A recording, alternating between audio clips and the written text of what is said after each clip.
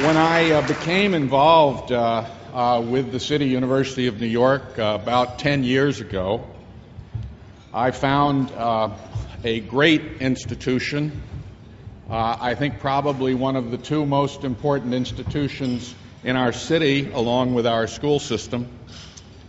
I found an institution with a proud history of accomplishment, with outstanding graduates, successful in virtually every field of life.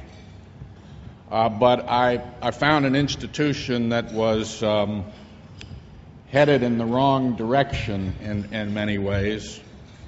CUNY was steadily losing enrollment in those days, year after year. The numbers of students were declining. The CUNY faculty had been crushed by the budgetary problems of the city and state in the 70s. A faculty that was once close to 8,000 strong, under 4,000. A faculty that was shrinking and aging and losing ground. More than half of the students coming into the senior colleges required remedial work in math or reading and writing. Graduation rates had slipped badly. It was an institution whose vital signs were virtually all headed south. So I made some recommendations for change. I thought the chances of that ever being implemented were very, very low. Like most studies, I thought this would sit on the shelf, but to my surprise, the governor and the mayor said, let's try this. Let's take your task force report and make it work. And we found in Matthew Goldstein, who had been president of Baruch and who had pioneered at Baruch many of the kinds of recommendations that we thought made sense for CUNY as a whole. When I met Matt and I said, "What do you think of this task force report?" And he said, "I could have written it myself. I agree with it completely."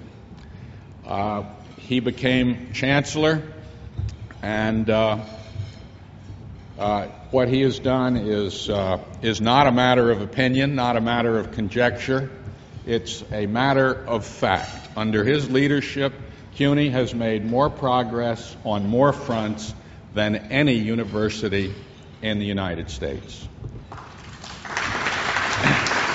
Every year, it was widely predicted that ending remediation would decimate the enrollments of the senior colleges. In fact, every year since Matthew arrived and that reform was put in place, CUNY has set new enrollment records. There are currently more students studying at CUNY than at any time in the last 40 years. The faculty, which stood at a little over 5,000 full-time professors when Matt arrived, now stands at over 6,500 full-time faculty members. There's not a university in the country, existing university now, I'm not talking about new campuses, that has increased the size of its full-time faculty by over 20% in less than a decade. Coming as I did from Yale, we thought that private giving was one important sign of the vitality and the promise of any educational institution.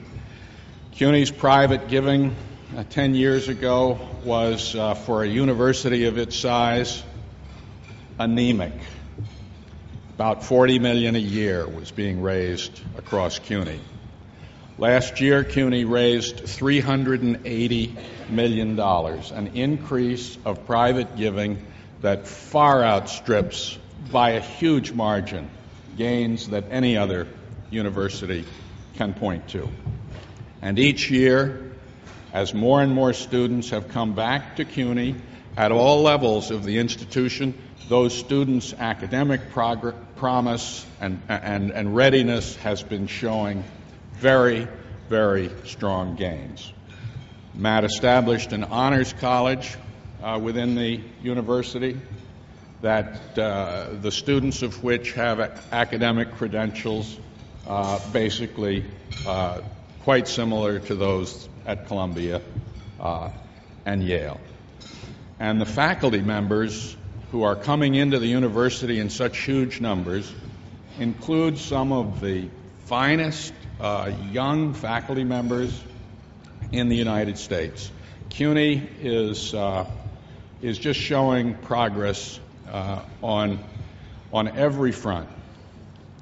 It's easy to write a task force report and throw around a lot of big ideas, but to put them into action, to make it work, to engage the cooperation of the faculty, the student bodies of the university, the political leadership here in New York and in Albany. CUNY is the most unified university, as well as in many ways the fastest changing university that I have ever seen and that I can imagine. And all of this is basically the work of the person we're honoring today. So I would say to you that it is just simply a matter of fact, not a matter of conjecture, that Matthew Goldstein is the finest academic leader in higher education today in the United States. It's an enormous privilege for me to watch him work and help him to accomplish the great things that he is accomplishing. I think the best is yet to come, and I'm very privileged to call this person of such accomplishment my good friend and a mentor in many ways.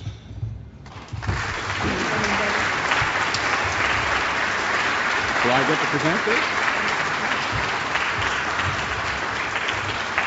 I have the honor to present the award. Distinguished Leader in Education for 2008, Chancellor Matthew Goldstein.